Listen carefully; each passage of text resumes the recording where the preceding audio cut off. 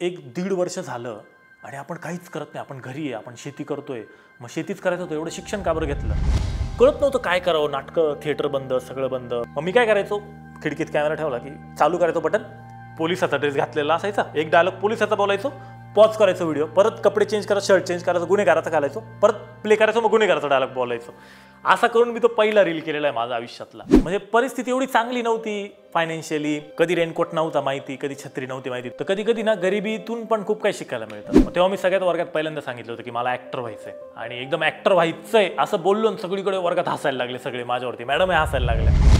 पण मी एकमेव असा आहे की ज्यांनी जे सांगितलं होतं त्याच फील्डमध्ये अजून काम करतोय हळूहळू. एक टपरी होती शाळेच्या बाहेर, मी त्या टपरीतच जाऊन बसायचो, शाळेतच जात नव्हतो. मग वडील आले, मग त्यांनी फुल धुतला. तेव्हा आठवतं ना, रडलं तर अजून मारायचे. म्हणजे ते काय, मला लॉजिकच कळत नव्हतं. रडलं तर अजून मारेल म्हणजे काय? आम्हाला चाइल्डहुड नव्हतंच, आमचा फक्त ट्रॉमा होता. मला एक मुंबईच्या एक एजन्सीने मला कॉन्टॅक्ट केला की आम्ही तुमचा अकाउंट मॅनेजमेंटला घेऊ का? मग तो मला बोलला 40,000. म्हटलं काय 40,000 मध्ये 30 सेकंदाची व्हिडिओ करून द्यायची मला? बाप रे बाप, म्हटलं हे तर अवघड आहे. 40,000 पहिलीच दिली आयुष्यातली. मला एका डॉक्टरांची मेसेज आला होता इंस्टाग्रामवरती, मंगेश तुझे व्हिडिओ मी खूप बघतो म्हणे, माझी पत्नी पण डॉक्टर होती, तर ती सेवा करत असताना तिला कोविड झाला होता आणि ती ICU मध्ये ॲडमिट होती. तर तेव्हा ती तुझ्या रील बघायची आणि तुझ्या रील बघून तिच्या चेहऱ्यावरती हसू यायचं आणि त्याच्यानंतर ती एक्सपायर झाली. तर आजही तुझ्या त्या काही रील्स बघितल्या की मला तिचा हसणारा चेहरा तो इमॅजिन होतो. मी मळ्यात काहीतरी काम करत होतो, मी बसून माझ्या डोळ्यातच पाणी आलं डायरेक्ट. नमस्कार, मी मंगेश काकड. आज मी आलो तुमच्याशी गप्पा मारायला. माझी थोडक्यात एक जर्नी तुम्हाला मी सांगणार आहे. अरे दाजी आले, दाजी आले, दाजी आले.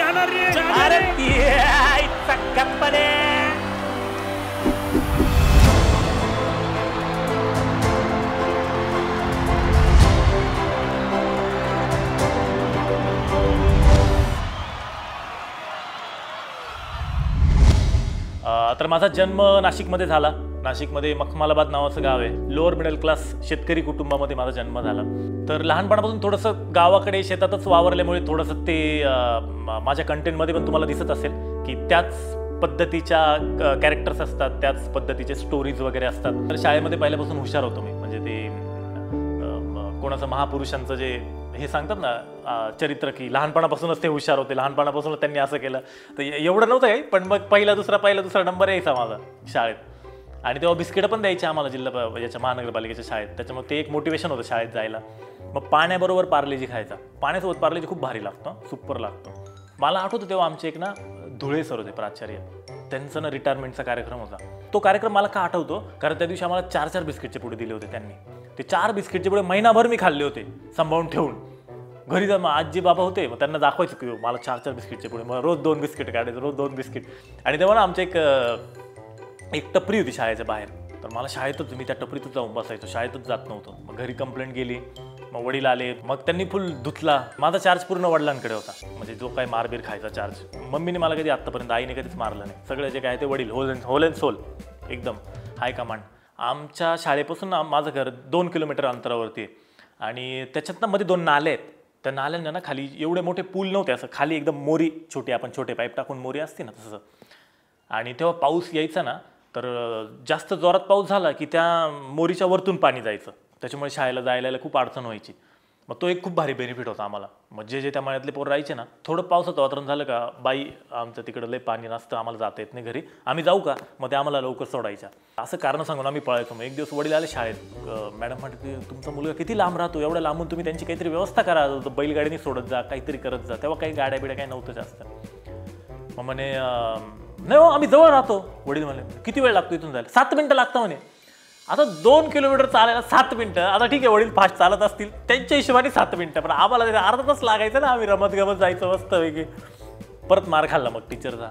माझा सगळ्यात मोठा भाऊ आहे, काकांचा मोठा मुलगा, तो इंजिनियर आहे. 2008 साली पहिली 4 व्हीलर घेतली, आल्टो. द्राक्षाचा बाग होता आमचा आणि आम्हाला त्याला राखण ठेवलं होतं की तुम्ही इथं थांबा द्राक्षाच्या बागेत, कोणी येतील लोक द्राक्ष घेऊन जातील. मग आम्ही तिथं थांबलो आणि माझ्या मोठ्या भावाच्या डोक्यात किडा घुसला, चल आपण आल्टोचा एक चक्कर मारू. म्हटलं ठीक आहे जाऊ. मग तो आला घेऊन, त्याला तोडकी मोडकी चालवत येत होती. आम्ही गेलो चक्कर मारायला. बरं गेलो तर आम्ही तासभर चक्करच मारत होतो आणि परत आलो मळ्याच्या रस्त्याला. आमचा द्राक्षाचा बाग ह्या बाजूला, त्याच्या पुढे घर आणि रस्त्यावरती वडील असे कमरेवरती हात ठेवून असे उभे होते. म्हटलं झालं, आज मार खायचा दिवस आहे आपला. मग गेलो वडिलांनी असं गाडीला हात दिला, गाडी थांबवली, भाऊ चालत होता, वडील त्या बाजूने गेले, मोठा भाऊ फर्स्ट, मग त्याला मारलं. पण त्याला एवढं मारलं का ते मारता मारता स्टिअरिंगला हात लागायचा आणि ते हॉर्न वाजायचं गाडी. लोकांना वाटलं का बरं गाडीतून हॉर्न वाज, लोक गोळा झाले का बरं हॉर्न वाजत कोण. त्याचं झालं, मग इकडून आले. बरं मला अजूनही आठवतं वडिलांचा चेहरा, भावाकडून मारून वडील असे येत आहे माझ्याकडं आणि माझं ती धाकधूक. मग इथं 3-4 बुक्क्या माझ्या अशा जोर जोरात बसल्या, इथं कानाखाली बसल्या एकदम. बरं रडताही सोय नाही आता, रडलं तर अजून मारायचे. तेव्हा आठवतं ना, रडलं तर अजून मारायचे. म्हणजे ते काय, मला लॉजिकच कळत नव्हतं. रडलं तर अजून मारेल म्हणजे काय. म्हणजे ते आजकाल लहान पोरं म्हणतात ना, मला चाइल्डहुड ट्रॉमा आहे आमचं, असं आहे. आम्हाला चाइल्डहुड नव्हतंच, आमचा फक्त ट्रॉमा होता. तेव्हा ते बरेच लोक रिलेट करतील त्याला, रडलं तर अजून मारेल, असंच राहायचं. याला काय अर्थ आहे, अरे एवढी जोरात मारली, रडू तर द्या. तर ते बालपणच एकदमच खरोखरच जगलेलं होतं आपण, नाही का, सगळ्या गोष्टी. तेव्हा काही मोबाईल नाही, टी व्ही नाही, काही नाही. घरी टी व्ही पण नव्हता. म्हणजे परिस्थिती एवढी चांगली नव्हती फायनान्शियली. कधी रेनकोट नव्हता माहिती, कधी छत्री नव्हती माहिती. ते गोंगटे करायचे आपल्या खाण्याच्या फर्टिलायझरच्या जे गोण्या असतात ना, तर त्या गोण्या फाडून त्याचे गोंगटे करून द्यायचे आम्हाला. मग ते कधी उडायचे, कधी भिजायचो. पण ते तसं काही वाटत नव्हतं, उलट ती मजा वाटायची. ज्यांच्याकडे छत्री ना, ते पुरं भिजतच नव्हते, त्यांना ती मजाच येत नव्हती. पावसात भिजायची मजा काय असते काय. म्हणजे अजूनही बालपण म्हटलं की त्याच गोष्टी आठवतात. आणि तेव्हा ना 4थीला अटल बिहारी वाजपेयींचा काहीतरी वाढदिवस होता. त्याचं भाषणाची तयारी आम्हाला करायला लावली होती. फुल फाटायची तेव्हा ते भाषण प्रिपेअर करून, मी प्रिपेअर तर 2 पानाचं केलं होतं आणि जाऊन एक 15 लाईन बोललो, निघून आलो परत. कारण मी पूर्ण ब्लँक झालो होतो, काहीच कळत नव्हतं मला. त्याच्यानंतर म्हटलं आता इथून पुढं परत कधीच भाग घ्यायचा नाही, वक्तृत्व स्पर्धेत नाही, कुठेच नाही, काहीच नाही. तो माझा पहिला स्टेजचा एक्सपिरियन्स. आणि एक डान्ससाठी मी एक भाग घेतला होता. तर एक आदिवासी नृत्य बसवत होते महानगरपालिकेच्या शाळेत आमच्या. तेव्हा मला एक स्टेप खूप परफेक्ट जमली. मग त्यांनी मला सगळ्यात पुढे उभं केलं, तू सगळ्यात पुढे थांब, तुझे पाहून बाकीचे लोक ते स्टेप करतील. पण त्यांना हेच माहीत नव्हतं की मला तेवढी एकच स्टेप परफेक्ट यायची, त्याच्या पुढच्या स्टेपच येत नव्हतं. मग हळूहळू माझी रवानगी पहिल्या रांगेतून दुसऱ्या रांगेत, तिसऱ्या रांगेत, पण डायरेक्ट शेवटी फायनल शेवटी कोपऱ्यात उभं होतं. मग असं करत करत 4थीपर्यंत झालं. मग 5वीला हायस्कूलमध्ये गेलो. हायस्कूलला अजून बाकीचे पोरं आले, काही शहरातले पोरं आले सगळे. मग तिथं अजून कॉन्फिडन्स डाऊन. मग तिथं तर मी कधीच नाटक बिटक याचे पाहिलंच नाही परत. मी स्टेजवर जायलाच नको. एकदाच गेलो होतो 10वीला, स्टेजवर मार खायला गेलो होतो. आणि तेव्हा काडकीचा गेम खेळायचो आम्ही. 2 टीम करायचो, एक काडकी घ्यायची आणि ती काडकी घेऊन पळायचं फक्त. पळता पळता मी काय होतं, 10वीचा जाता तास चालू होता शाळा भरायच्या आधी, आणि त्या दरवाजातच मी पडलो. आणि अपोजिट टीमचे सगळे येऊन माझ्यावर पडले. आणि गवळी सर होते, लय डेंजर सर होते, लय मारायचे धरून. तर ते गवळी सर आले, त्यातले 2-3 जण उचलले डायरेक्ट वर्गात फेकले असे त्यांच्या वर्गात, आणि घेतली कडी लावून. मग आम्ही त्या शाळेच्या पाठीमागच्या बाजूने त्यांना बघायला. मग त्या हळूच खिडकीतून वरती बघितलं तर ते 3 जणांचे गाल फुल लाल झालेले होते, इथून असे अश्रू गळताय असे बसलेले तिथं. मग आम्ही इकडून नाव द्यायचो, अतुल एक नाव होतं. आतल्या काय झालं. मग तो अतुल असं बघतोय, सर हे बघा हेच होते. आतल्याने बोट केलं आमच्याकडे, आम्ही तिथून डायरेक्ट धूम ठोकली. मग प्रार्थनेला गेलो वर्गात. आणि तेव्हा ज्यांनी असं काही मोठा क्राईम केलेला असेल ना, त्यांना स्टेजवर मारायचे. मग सरांनी बोलवलं वरती की आज सकाळी 10वीचे जादा तास चालू असताना काही मुलं तिथं धिंगाणा घालत होते, त्याच्यापैकी 3 आमच्या बरोबर आहे, प्रामाणिकपणे उभे राहा म्हणे. जे बाकीचे कोणी होते प्रामाणिकपणे उभे राहा. मग पोरं लागले माझ्याकडे बघायला. माझी उंची कमी होती, मी पहिल्याच याच्यात बसायचो. मी पोरं म्हटलं प्रामाणिकपणे उभे राहा, काही करणार नाही. मग माझ्या बोलण्यावर पोरं प्रामाणिकपणे उभे राहिले, घेतले बोलून स्टेजवरती. इतकं हाणलं आम्हाला प्रामाणिकपणे. बरं ते प्रामाणिकपणे हाणलं. त्याच्यानंतर वर्गात जाऊन क्लास टीचर होते, त्यांनी तर अजून प्रामाणिकपणे आणलं परत. बरं मी मॉनिटर, मग मला मॉनिटरवरून काढून टाकलं, तू मॉनिटर नाही आजपासून. मग तास संपलं, मग आता कोण मॉनिटर दुसरं. पण आमचा वर्ग एवढा खुकार होता का दुसरा पोरगात नव्हता माझ्यासारखा, दुसरा एखादा थोडा तरी चांगला बॉस. मग परत मलाच मॉनिटर केलं. घरी दूरदर्शन होतं, तोपर्यंत टी व्ही आला होता एक छोटासा, ब्लॅक अँड व्हाईटच होता. आणि तेव्हा अँटिना राहायचा, ते अँटिना फुल कावलावरती जाऊन आणि ते हलवायचा. मग आली का दिसती का. मग ते मुंग्या यायच्या, मग ते एका बाजूने मारायचं, मग ते परत मुंग्या जायच्या. मग आलं का, मग आता तसंच राहू दे. मग ते अँटिना हलायचं नाही म्हणून त्याला इकडून हे लाव तिकडून ते लाव, तो हालायला नको असं. मग हळूच माडीच्या घरावरून खाली यायचं. आणि तेव्हा ना बऱ्याच जणांना माहीत असेल, शनिवारी आणि रविवारी ना दुपारी मराठी पिक्चर लागायचे. मग 3:30चा पिक्चर लागला की सुरुवातीला पिक्चरचे नाव येतं ना, त्याच्यामध्ये जर लक्ष्मीकांत बेर्डे, अशोक सराफ, महेश कोठारे, सचिन पिळगावकर हे असेल ना, तो इतका आनंद व्हायचा की चला आज लय हसायचं आता. आणि मग तो पूर्ण पिक्चर एका जागेवरती बसून पाहायचा, उठायचं नाही, काही नाही. जाहिरात आली का पटकन पाणी पिऊन यायचं, परत बसायचं. मग असे ते पिक्चर बघितले की मग तोपर्यंत थोडासा अंधार पडलेला असायचा. मग ते आमच्या पुढे असं घराच्या पुढे ओटा होता, त्याच्यावर जायचं आणि अशोक सराफ, लक्ष्मीकांत बेर्डे यांची ॲक्टिंग करायला सुरुवात करायची. ते जसं करतील तसं थोडंफार करायचं. पण मग तेव्हा असं काही नव्हतं की हे मोठं जाऊन मोठं झाल्यानंतर हेच करायचं किंवा असंच करायचं, असं नव्हतं काय. जस्ट एक ॲक्टिंग करायची म्हणून करायची त्यांची असं. पण आवडायचं मला ते, असं वाटायचं की हे काहीतरी जवळचं बरं का, हे होऊ शकतं आपल्याकडून किंवा हे आपण करू शकतो. मग तेव्हा ते 10वीच्या वर्गात विचारता ना की तुम्हाला मोठं होऊन काय व्हायचं, आता पास आऊट व्हाल तुम्ही, मोठेपणी काय व्हायचं. मग तेव्हा मी सगळ्यात वर्गात पहिल्यांदा सांगितलं होतं की मला ॲक्टर व्हायचं आहे. आणि एकदम ॲक्टर व्हायचंय असं बोललो, सगळीकडे वर्गात हसायला लागले सगळे माझ्यावरती, मॅडम हे हसायला लागल्या. मग कोण बोलायचं मला इंजिनियर व्हायचं, कोण मला पायलट व्हायचं. ज्यांनी डॉक्टर सांगितलं ते आता इंजिनियर झाले, ज्यांनी इंजिनियर सांगितलं ते वेगळेच काहीतरी झाले, कोण अधिकारी झालं, कोण काय झालं. पण मी एकमेव असं आहे की ज्यांनी जे सांगितलं होतं त्याच फील्डमध्ये अजून काम करतोय हळूहळू. तर मग असं करत करत 10वी वगैरे झाली. मग तोपर्यंत किडा घुसला होता डोक्यात की आता ॲक्टिंग करायची आपल्याला. पण बॅकग्राऊंड काहीच नाही, शेतीचा बॅकग्राऊंड. तेव्हा काय ट्रेंड होता एक की 10वी झाली का नंतर इंजिनिअरिंग करा म्हणजे कराच, दुसऱ्या फील्डच नव्हत्या काही, इंजिनिअरिंगच तेवढीच एकमेव फील्ड. मग डिप्लोमाला ॲडमिशन घेतलं. मग तेव्हा पण मी ते ह्या सरांची ॲक्टिंग कर, त्या सरांची ॲक्टिंग कर. मग सबमिशनच्या वेळेस मला सर सांगायचे ह्या मॅडमची ॲक्टिंग करून दाखव, त्या मॅडमची ॲक्टिंग. मग तसं मी करून दाखवायचो, मग माझं सबमिशन होऊन जायचं. तेव्हा ना पेपरमध्ये जाहिरात यायच्या ऑडिशनच्या की ऑडिशन ह्या चित्रपटासाठी इथं ऑडिशन आहे असं तसं. मग तेव्हा पेपरची ते ऑडिशन बघून मग आम्ही ठरवलं एका ऑडिशनला जायचं. आणि गेलो आम्ही सिन्नरला ऑडिशनला गेलो होतो. आणि मग त्यांनी भेटायला बोलवलं, एक हॉल त्यांनी बुक केलेला होता. मग सांगितलं सगळं आमचा चित्रपट असा आहे तसं आहे. मग मला म्हणे तू त्यातल्या एका कॅरेक्टरला परफेक्ट जातोय, तुझा चेहरा, मग ते असं होईल तसं होईल, हे होईल ते होईल. म्हटलं ठीक आहे. म्हणे 1500 रुपये द्या, कारण तुमचं ना आर्टिस्ट कार्ड काढायला लागतं आम्हाला, त्याच्याशिवाय तुम्हाला परमिशन नाही पिक्चरमध्ये काम करायची असं तसं. मग तेव्हा आम्ही इकडून तिकडून मॅनेज केले, घरी सांगितलं फी वाढली आहे कॉलेजची, असं तसं करून ते 1500 दोघांनी मिळून 3000 रुपये त्याला दिले. नंतर गाड्याचा फोन लागला नाही, काही नाही. तिथून म्हणजे पहिलीच ऑडिशन आमची फसली. मग नंतर एकदा नगरला गेलो होतो ऑडिशन द्यायला, तिथं पण काही झालं नाही, तिथं पण पैशांचीच मागणी केली होती. मग ना एक परत पेपरला ॲड आली होती की NSDचं एक वर्कशॉप आहे नाशिकमध्ये, की फिल्म वर्कशॉप NSDचं. म्हटलं NSD, मग तेव्हा NSD त्या मित्राला माहीत होतं, म्हणे अरे नॅशनल स्कूल ऑफ ड्रामा दिल्लीचं मोठं हे म्हणे, ते मोठे ॲक्टर तिथून पासून, नसरुद्दीन शाह वगैरे असं तसं. म्हटलं अरे वा, मग हे वर्कशॉप आपण करू. मग NSDचा फिल्म वर्कशॉपला आम्ही गेलो. मग तिथं 5000 रुपये फी होती. मग परंपरेसारखं मग घरी सांगितलं कॉलेजची फी वाढली 5000 रुपये. मग दिलं घरच्यांनी 5000 रुपये भरले तिथं. मग NSDचं वर्कशॉप, NSDचं एक वाघमारे नावाचे सर होते, मग ते वर्कशॉप घ्यायचे. मग वर्कशॉप वगैरे त्यांनी एकदम व्यवस्थित शिकवलं, फिल्म काय असते, ॲक्टिंग काय असते सगळं. मग ते आमच्याकडून इम्प्रोव्हायझेशन करून घ्यायचे सगळ्या गोष्टी. आणि जेव्हा त्याचे सर्टिफिकेट दिले आम्हाला, मग ते सर्टिफिकेट मी बघितले तर ते असं होतं NSDN अकॅडमी, आणि त्याच्या खाली फुल फॉर्म होता national school of drama Nashik. म्हटलं ही कोणती इन्स्टिट्यूट आहे. आम्ही NSDच्या हिशोबाने 5000 रुपये भरले होते. नंतर आम्हाला कळलं तो स्कॅम होता. ते सांगताना NSD सांगायचे, पण तो N थोडासा सायलेंट होता, छोट्या अक्षरातले पाठीमागच्या बाजूला. मग नॅशनल स्कूल ऑफ ड्रामा नाशिकमधून मी पास आउट आहे असं मी आता म्हणू शकतो ऑफिशियली. त्याच्यानंतर मग त्यांनी काय केलं, पिक्चर बनवू म्हणे आपण एक, त्यांना पिक्चर बनवायचा होता. मग ते म्हणे आपण ह्याच्यातूनच आम्ही निवडलेले सगळे कलाकार. मग ते म्हणे चला आपण पिक्चर रेकी करू आपण. मग आम्ही ते सगळं ते आमच्या नाल्या बिल्याला घेऊन फिरलो, शेती दाखवली सगळीकडे. तुमचं गाव एकदम परफेक्ट आहे म्हणे शूटिंगसाठी, आपण इथंच शूटिंग करू.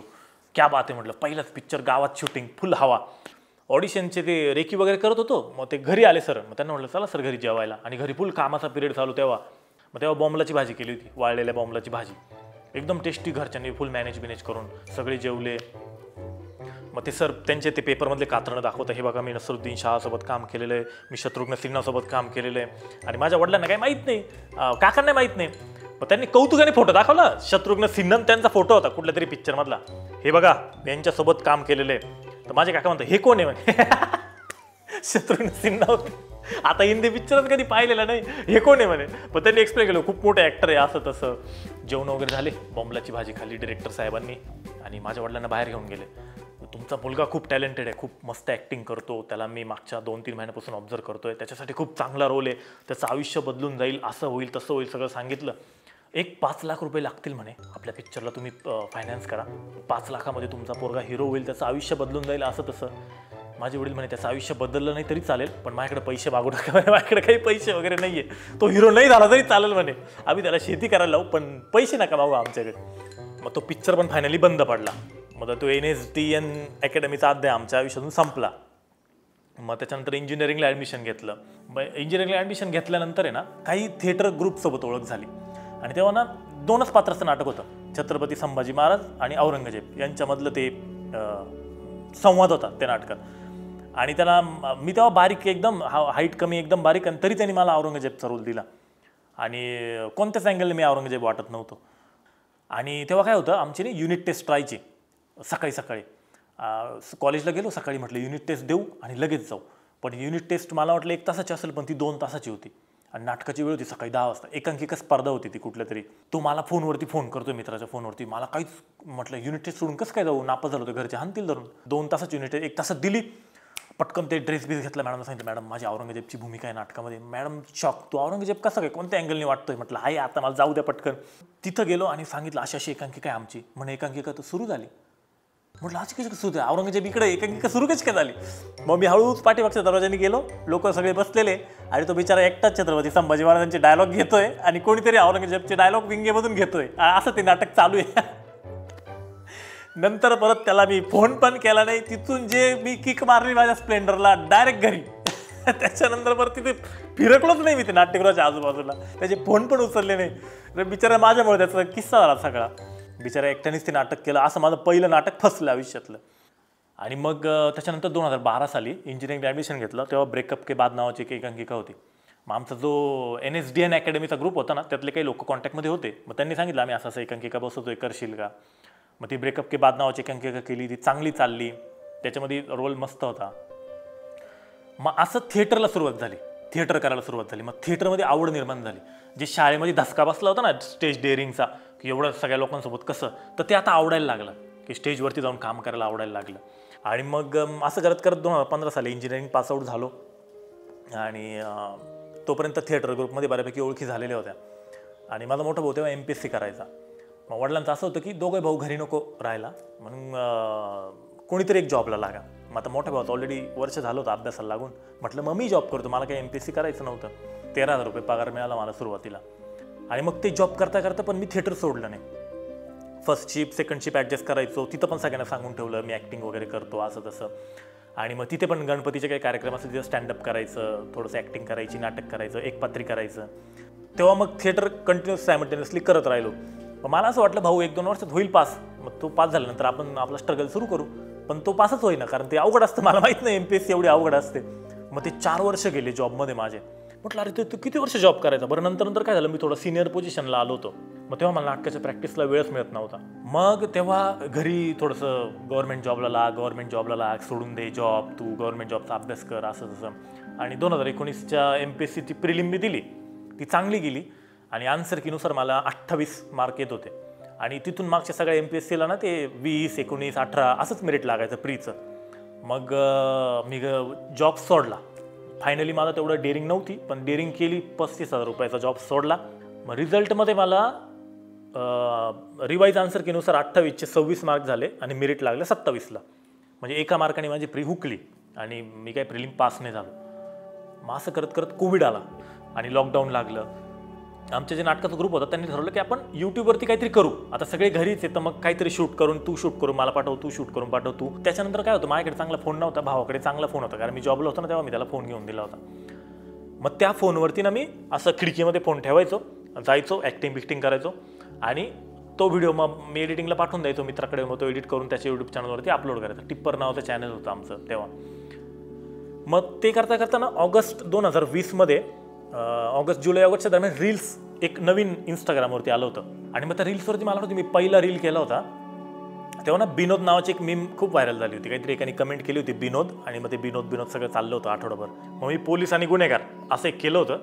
तेव्हा एडिटिंगचं काही माहीत नाही, कसं एडिट करता काय करता. मग मी काय करायचो, खिडकीत कॅमेरा ठेवला की चालू करायचो बटन, पोलिसाचा ड्रेस घातलेला असायचा, एक डायलॉग पोलिसाचा बोलायचो, पॉज करायचो व्हिडिओ, परत कपडे चेंज करायचं, शर्ट चेंज करायचं, गुन्हेगाराचा घालायचो, परत प्ले करायचो, मग गुन्हेगाराचा डायलॉग बोलायचो. असा करून मी तो पहिला रील केलेला आहे माझा आयुष्यातला. त्याच्यानंतर 2021 जानेवारी 2021मध्ये ना मला एका मुलीने कॉन्टॅक्ट केला की मला तुझ्यासोबत रील बनवायचं आहे. ती अशी म्युच्युअल फ्रेंडमधलीच होती. मग ती कॉन्सेप्ट अशी होती की आम्ही कॅफेमध्ये बसलो आहे दोघं जण, गर्लफ्रेंड बॉयफ्रेंड, आणि वेटर येतो की सर ऑर्डर. मग ती म्हणते की 1 कॅफे अमेरिकानो विथ एक्स्ट्रा चीज. काही संबंध नाही चीजचा आणि कॅफे अमेरिकानोचा, काहीच नाही, पण ते करायचं म्हणून काहीतरी. आणि मग मी म्हटलं कॅफे अमेरिकानो, अगं तू राहते नाशिक फाट्याला आणि कॅफे अमेरिकानो, घरी चहा पावच खाते मला माहिती आहे. मग मी त्याला म्हणतो 2 चहा पाव द्या. मग ती म्हणते वेटरला की एक काम करा 2 पार्लेजी पण द्या. मग मी तिला म्हटलं जिल्हा परिषदेच्या शाळेत होती ना तू, मग ती म्हणजे हा, मग ते शेवटी जुळून येते रेशीम गाठी ते गाणं, तो रील असा आम्ही केला होता. तो रील अपलोड केल्यानंतर 10 दिवसात त्याला 5 मिलियनच्या वरती व्ह्यूज गेले. आणि तोपर्यंत रील अपलोड करेपर्यंत माझे फॉलोअर्स होते काहीतरी 3000 आणि त्या एका रीलने माझे फॉलोअर्स झाले 15000. मग तेव्हा मला वाटलं की अरे आपण इथं बसून नाशिकमध्ये बसून रील्स बनवतोय, पण हे पूर्ण महाराष्ट्रभर जाते. म्हणजे मला कोल्हापूर इकडून तिकडून नागपूरवरून मेसेज यायला लागले इंस्टाग्रामवरती की भावा तुझी रील पाहिली, 1 नंबर, असं तसं. व्हॉट्सॲपवरती लोक दाखवायचे, अरे आमच्या ग्रुपवर तुझी रील आली, आमच्या इकडे तुझी रील आली. मग तेव्हा म्हटलं ही सिरियस घ्यायची गोष्ट आहे. मग त्याच्यानंतर कोविडच्या सेकंड वेव्हमध्ये मला स्वतःला कोविड झाला होता आणि मला कांद्याच्या चाळीमध्ये आमच्या क्वारंटाईन केलं होतं घरच्यांनी. तू घरी येऊ नको, बाहेर चाळ होती त्याच्या गेट खालून मला ते जेवण बिवण द्यायचे. मग मी 8 दिवस तिथंच. तर काय करावं कळत नव्हतं. म्हटलं आता काय करायचं, कारण आता बाहेरचं काही निघता येत नाही, कोणाला बोलवता येत नाही की कॅमेरा पकड मी शूट करतो. मग काय करायचं, मग व्हिडिओ कॉलवर एक कॉन्सेप्ट माझ्या डोक्यात आली. म्हटलं अरे व्हिडिओ कॉलवरती आपण स्वतः कॅमेरा पकडू शकतो. मग मी ना शगुनी पवार नावाची माझी एक मैत्रीण आहे, तिच्याबरोबरने आम्ही व्हॅलेंटाईनची सिरीजमध्ये एक व्हिडिओ केला होता. मग मी तिला म्हटलं मी ना तुला डायलॉग देतो, तू फक्त सेल्फी कॅमेरामध्ये शूट करून पाठव आणि मग मी इकडून सेल्फी कॅमेरामध्ये करतो, मी ते एडिट करून अपलोड करतो. मग तेव्हा मी एक कॅरेक्टर लिहिलं, एक गावठी मुलीचं, की जिला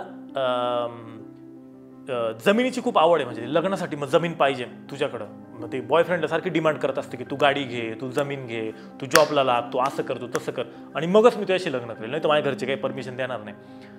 मग ते कॅरेक्टर मी ते एक रील लिहून पाठवला. मग ती मला म्हणे कॅरेक्टरचं नाव काय घेऊ.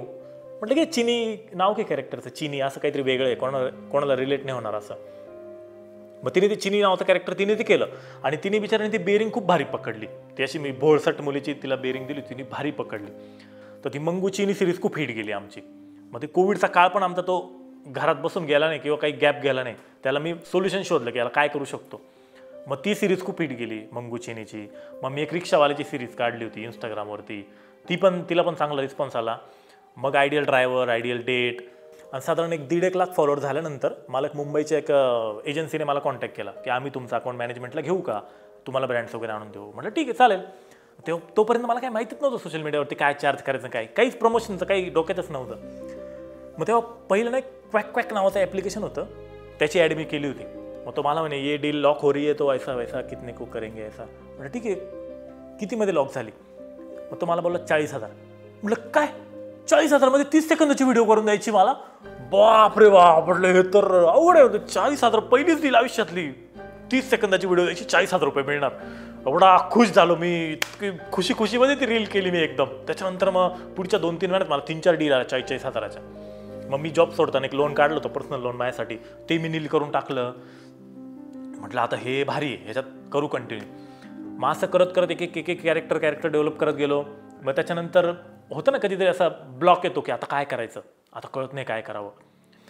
तर अशा वेळेस ना मी काय करतो, आमचं जे बी नाटकातली मंडळी आहे तर त्यांचा मी सल्ला घेत असतो. आता आमचे संदेश कुलकर्णी म्हणून सर आहे, अमृता सुभाष मॅडम ज्यांच्यावर मी काम करतो, अमित फाळके सर आहे, तर यांना मी विचारत असतो की सर असं असं होतंय, काय करू, मला असं वाटतं की मला सुचत नाही आहे, इथून पुढे काय करावं तेच सुचत नाही. तर तेव्हा सर मला बोलले होते की असं कधीच होत नाही की माणसाला सुचणं बंद होतंय, काही ना काही सुचत राहीलच तुला, तू विचार करत राहा, बरोबर सुचेल. फक्त काय कर, थांबू नको. असं होतं, सुचत नाही, आपल्याला स्वतःवरचा कॉन्फिडन्स डाऊन व्हायला लागतो. आता करिअरमध्ये बरेच चढ उतार चालू असतात. आता जेव्हा मी जॉब सोडला, त्याच्यानंतर कोविड वगैरे आला, तर तो एक थोडासा ना डिप्रेशनचा भाग होता की यार आता काय करायचं. तर ते जॉब सोडून 1-1.5 वर्ष झालं आणि आपण काहीच करत नाही, आपण घरी आहे, आपण शेती करतोय, मग शेतीच करायचं होतं, एवढं शिक्षण का बरं घेतलं, या सगळ्या गोष्टीमध्ये तो पूर्ण 1 वर्ष होतं. कळत नव्हतं काय करावं, नाटकं, थिएटर बंद, सगळं बंद, बरं अभ्यास करायचा, परीक्षा पण होत नव्हत्या, सगळंच बंद होतं. आता मला एवढं डिप्रेस वाटत असताना मी रील थोडे सुरू ठेवले आणि त्याच पिरियडमध्ये मी तो जुळून रेशीम गाठी रील केला होता आणि जिथून ते जरा बूस्ट झालं. थांबलो असतो मी तर तो रील पण झाला नसताना. आता माहीत नाही मी काय करत असतो किंवा कुठे जॉब करत असतो. तर तो एक फेज असा असतो की आपल्याला थोडंसं लो वाटतं किंवा थोडं डिप्रेस्ड वाटतं. पण कसं आहे ना, माझं प्रत्येकाला तेच सांगणं आहे की अशा परिस्थितीत ना जरी डिप्रेस वाटत असेल तरी थांबायचं नाही. थांबलं की संपलं, हे माझं प्रामाणिकपणे मत आहे. थांबायचं नाही. ठीक आहे, तुम्ही दिवसभरात 10 कामं करताना एकच काम करा. जरी तुम्ही डिप्रेस असाल, जरी तुम्हाला निगेटिव्ह वाटत असेल, 10 पैकी एकच काम करा, पण काहीतरी काम करा. कारण ते काम केल्यानंतर, पूर्ण झाल्यानंतर नाही, कसं भारी वाटतं की चला एवढं मी निगेटिव्ह आहे, एवढं माझ्या आजूबाजूला सगळ्या निगेटिव्ह गोष्टी होत्या, पण मी एकतरी काम करतोय ना, बस. नुसतं बसून राहिलं ना तर ते डोक्यात विचार ते खायला उठतं माणसाला आणि काहीच सुचत नाही. थांबायचं नाही, करायचं. आता यात काय बऱ्याच लोकांना असं वाटतं की रील बनवणं म्हणजे काय सोपं आहे, 1 मिनिटाचा 1.5 मिनिटाचा व्हिडिओ असतो, 1 मिनिट 1.5 मिनिटा काही इतक्यात कोणीतरी बनवून टाकेल. पण त्याच्या पाठीमागे खूप मेहनत असते. म्हणजे अक्षरशः ती जी स्टोरी असते, मग त्या पॉईंटला धरून मग विचार करायचा, गाडी चालवताना विचार करायचा, आंघोळ करताना विचार करायचा, नॉर्मल बसलेला असताना विचार करायचा, मग त्याचे कॅरेक्टर डेव्हलप करायचे, मग ती स्क्रिप्ट पूर्ण लिहायची. म्हणजे रील्समधले कॅरेक्टर तुम्हाला परफेक्ट वाटत असतील, तुम्हाला ते रिलेट होत असतील की किती चांगलं करतो, नॅचरल करतो, पण त्याच्या पाठीमागे 10 वर्ष थिएटरचा अभ्यास आहे. 10 वर्ष मी एकांकिका केल्या, नाटकं केले, एकपात्री अभिनय केला, त्याच्यानंतर पथनाट्य केले, खूप बऱ्याच ठिकाणी केले. आता आजकाल मला बरेच प्रश्न लोक विचारतात की मी पण जॉब करतोय, पण मला असं वाटतं मी जॉब सोडून आहे ना फुल टाईम कॉन्टेंट क्रिएशनकडे वळायला पाहिजे. मला क्रिकेट खेळायला खूप आवडतं, मी खेळून पाहिलं क्रिकेट, पण 3-4 रनांच्यावर मी आउट होऊन जातो, माझ्या बॅटला बॉल लागत नाही. मला कळलं, मला बॉलिंग टाकताना लोक छकडी मारतात. मला कळून गेलं की मला हे फक्त आवडतं, पण मला हे करता येत नाही. हे कळलं पाहिजे. मला ॲक्टिंग आवडते, पण मला करता येते का? माझ्या आजूबाजूचे 4 लोकांनी कौतुक करून काहीच उपयोग नाही आहे. अनोळखी लोकांनी कौतुक केलं पाहिजे, त्यांनी येऊन सांगितलं पाहिजे की तुझं हे कॅरेक्टर खूप छान झालं बरं का. तर हे झालं, हे तुमच्याबरोबर होत असेल तरच फुल फ्लेज या फील्डमध्ये उतरा. आता बरेच लोक मला विचारतात की पूर्ण वेळ कॉन्टेंट क्रिएशन हे करिअर ठेवावं का. तर माझं एकच म्हणणं आहे की ठेवायला हरकत नाही आहे, पण कसं आहे ना की ह्या फील्डला जास्त हिस्ट्री नाही आहे कॉन्टेंट क्रिएशनला. जसं की नाटकाला आहे, फिल्म्सला आहे, की वर्षानुवर्ष चालत आलेलं आहे, तसं हे आत्ता कुठेतरी सुरू झालेलं आहे मागच्या 8-10 वर्षापासून किंवा 4-5 वर्षापासून. त्याला तेवढी हिस्ट्री नाही आहे, माहीत नाही कुठपर्यंत चालेल, किंवा अजून नवीन वेगवेगळे प्लॅटफॉर्म येतील किंवा फॉर्मॅट काहीतरी वेगळा येईल, त्याच्यानुसार माणसाला ते कन्वर्ट करायला लागेल. सगळ्या गोष्टी करू शकतो, नो डाऊट, चांगले पैसे मिळतात, नो डाऊट, पण काहीतरी प्लॅन बी पाहिजे. जसं की आता मला मेन स्ट्रीममध्ये जायचं आहे की मला मूवीज, वेब सिरीज करायचं आहे, माझा तो मेन, पहिल्यापासून तो मेन हेतू होता. कॉन्टेंट क्रिएशन हा त्याचा एक भाग झाला तिथपर्यंत पोहोचण्याचा. कॉन्टेंट क्रिएशन हा एकमेव एम ठेवावा सध्या तरी असं मला वाटत नाही. आता आमचे काही मित्र आहे की मी आयफोन घेतल्यानंतर त्यांचं असं होतं की नाही रे, तू आयफोनमध्ये रील करतो ना, तुझ्या रीलची क्वालिटी भारी आहे म्हणून तुझे रील व्हायरल होतं जास्त. पण त्यांना हे माहीत नाही की मी आधी 14-15 हजार फॉलोअर्स होईपर्यंत मी भावाच्या मोबाईलवर शूट करायचो. जेव्हा मला गॅरंटी आली की नाही आता मला स्वतःचा मोबाईल घेणं गरजेचं आहे, कारण माझे व्हिडिओ लोक बघायला लागले, नंतर मी स्वतःचा फोन घेतला, नंतर मी इन्व्हेस्ट केले हळूहळू पैसे. असं नाही की सुरुवातीलाच खूप महागडे इक्विपमेंट घेतले आणि तसं केलं. कंटेंट महत्त्वाचं आहे, तुम्ही किती रिलेट करताय लोकांना ते महत्त्वाचं आहे. तुमचा फोन किंवा तुमच्या व्हिडिओची क्वालिटी ही नंतरचा भाग आहे. तर कधी कधी ना गरिबीतून पण खूप काही शिकायला मिळतं. म्हणजे तर माझ्याकडे जर 4 व्हीलर असती तर मी 4 व्हीलरमधून फिरलो असतो, नाशिकवरून पुणे, पुण्यावरून मुंबई, इकडे तिकडे, तर मला हे कॅरेक्टर बघायलाच मिळाले नसते. आज जर मी बसमध्ये जातोय तर मी कंडक्टरला ऑब्झर्व करतोय, मी ड्रायव्हरला ऑब्झर्व करतोय, मी माझ्या शेजारी बसलेल्या माणसाला ऑब्झर्व करतोय, समोरच्याला ऑब्झर्व करतोय, हे काय चाललंय, ह्याच्यातून कॅरेक्टर शिकायला मिळतं. दाजी कॅरेक्टरचं तसं झालं होतं. आमच्याकडे मळ्यात ना एक हिरामन नाना नावाचे व्यक्ती राहायचे, आता वारले ते. त्यांचा एक जावई होता, काहीच ऐकत नव्हतं कोणाचं. मग ते तुम्ही मला हेच नाही केलं, लग्नात कपडे नाही घेतले, फेटा नाही बांधला, छोट्या छोट्या गोष्टीवर राग भरायचा. आणि तिथे एका खोपीमध्ये, मळ्यात अशी खोपी असते ना, एक पडवी बांधलेली असते, तिथं बसलेले होते. तिथे यांचं काहीतरी भांडण झालं, तो जावई यांना काहीतरी बोलला. हिरामन नाना चिडले, याला काय करू, मग ते लाकूड ओढले त्यांना मारायला, आणि ते लाकूड ओढलं आणि ती झोपडीत पडली त्यांच्या अंगावरती. ते जावायला भांडायचं राहिलं बाजूला, ते लाकड बिकडे बाजूला करून याला दवाखान्यात घेऊन जा, त्याला दवाखान्यात घेऊन जा, हेच चालू राहिलं. तर असे त्यांचे खूप किस्से ऐकलेले होते. तेव्हापासून म्हटलं दाजी इंटरेस्टिंग आहे बरं का कॅरेक्टर. मग मी पहिला दाजीचा व्हिडिओ केला आणि तो माझ्या दाजींनाच पाठवला. म्हटलं बघा बरं कसा वाटतोय. मग ते मला म्हणे भारी भारी, रिलेटेबल आहे म्हणे, रिलेटेबल आहे. व त्यांनी मला काही पॉईंट सांगितले, अजून हा पॉईंट टाक, तो पॉईंट टाक, त्यांनीच मला, माझ्या दाजींनी पॉईंट सांगितले. मग मी ते दाजी नावाचं कॅरेक्टर केलं आणि त्याला एका दिवसामध्ये 10 मिलियन व्ह्यूज आले. आणि मग मी त्याचे पुढचे पार्ट अजून त्याला वेगवेगळ्या ठिकाणी घेऊन गेलो. आणि मग लोक म्हणतात आमच्या नातेवाईकांमध्ये असा एक दाजी आहे जो असंच करतो. पण असे काही कॅरेक्टर असतात की जे एकदम बायकोच्या पुढे पुढे करता, सासरवाड्याच्या पुढे पुढे करता. मग ते काय करायचं, मग मी ना एक मीम पाहिली होती, नटरंगची मीम होती की अतुल कुलकर्णींचा तो सगळ्यात आधीचा लुक होता ना, ते फेटा बेटा, तर तो लुक, त्याचा फोटो होता. आणि आपल्या बहिणीच्या नवऱ्याला दाजी बोलणारे लोक, आणि खाली त्यांचा दुसरा फोटो होता तो नाचा झाल्यानंतरचा, आणि तिथं होतं की बहिणीच्या नवऱ्याला जिजू बनणारे लोक. मला ती मी आठवली, म्हटलं येस, आता जिजू कॅरेक्टर पकडायचं. आता लोकांमध्ये याच्यावर भांडणं चालू असतात. आता हे जिजू हे कुठून नाव आलंय मला माहित नाही. दाजी एवढं भारी ते भारदस्त नाव होतं नाही का, दाजी नावातच रुबाब होता. हे जिजू कोणी काढलंय मला तेच कळत नाही. पण ते ज्यांना जिजू म्हणतात ते मला होतं, अरे तू काय ते जिजूचं कॅरेक्टर असं घेतलं. माझ्या घरचे एक तर मला जिजू म्हणतात.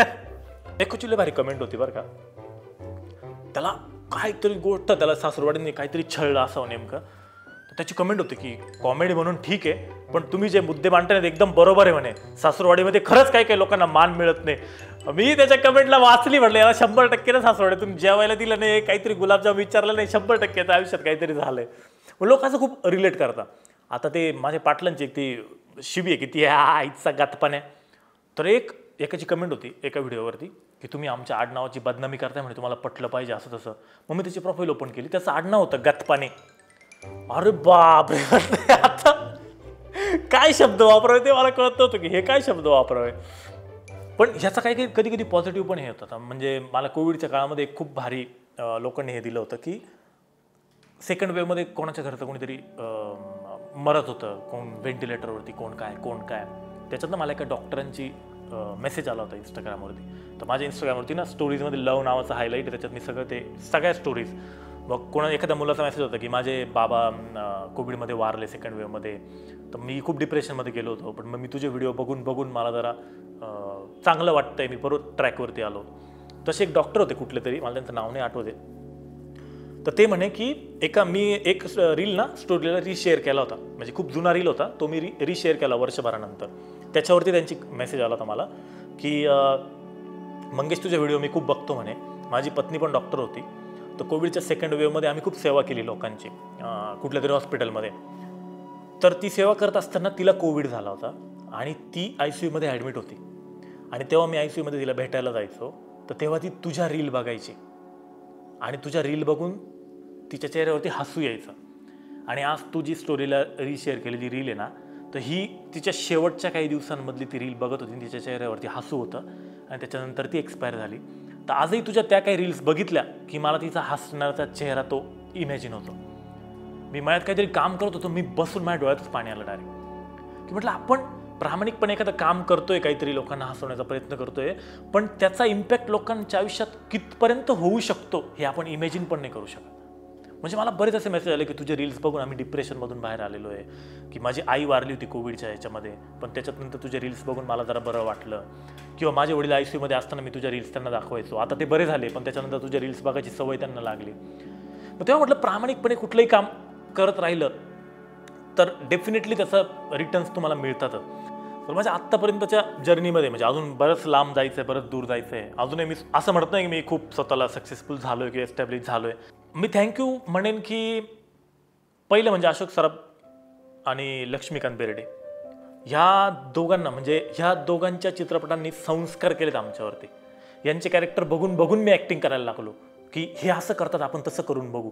तिथून तो किडा जागृत झाला माझ्यातला की असं काहीतरी करू. त्याच्यामुळे हे दोन व्यक्ती ज्यांना मी मनापासून थँक्यू म्हणतो आयुष्यात, की त्यांना बघून मी काही गोष्टी शिकलो, काही गोष्टी करायला लागलो, काही गोष्टींची आवड माझ्या मनात निर्माण झाली. आणि दुसरी गोष्ट म्हणजे परिस्थिती. मी एखाद्या हाय क्लास घरामध्ये जन्माला आलो असतो, सिटीमध्ये जन्माला आलो असतो, तर ना तुम्हाला पाटील कॅरेक्टर बघायला मिळालं असतं, ना आत्या कॅरेक्टर बघायला मिळालं असतं, ना दाजी कॅरेक्टर बघायला मिळालं असतं. ह्या ज्या आयडिया येतात ना रॉ, ह्या मातीतून येतात. आणि ह्या तेव्हाच येतात जेव्हा तुम्ही मातीसोबत जोडलेले आणि तुम्ही मातीत खेळलेले लहानपणी. तेव्हाच तुम्हाला कळतं की लोक कशी आहेत. 2 भिंतींच्या मध्ये वरती एक बल्ब लावलेला असायचा, त्या बल्बाचा उजेड इकडे पण पडायचा, इकडे पण पडायचा. दिव्याच्या उजेडाखाली अभ्यास पण केलेला आहे. म्हणजे आता हे खूप फिल्मी वाटेल सांगायला, पण होती त्या परिस्थिती. लोड शेडिंग होतं, मग कधी कधी वारं वावदून आलं पावसा पाण्याचे, तर लाईट 8-8 दिवस राहत नव्हती. त्या अशा सगळ्या गोष्टी होत्या. पण मग ह्याच्यातूनच खरं शिकायला मिळतं. आणि मी याला कधी स्ट्रगल म्हणतच नाही, मी याला एक प्रवास म्हणतो की हा भारी प्रवास आहे. तसे पुढची ध्येय अशी आहेत की मेन स्ट्रीममध्ये जायचं आहे, मूवीज वेब सिरीज जरा करायचे आहेत, जरा चांगले कॅरेक्टर करायचे. माझं एम आहे की एक दिवस मी ऑस्कर घेणार, एखाद्या कॅरेक्टरसाठी ऑस्कर घेणार. तोपर्यंत आपण शांतने बसणार.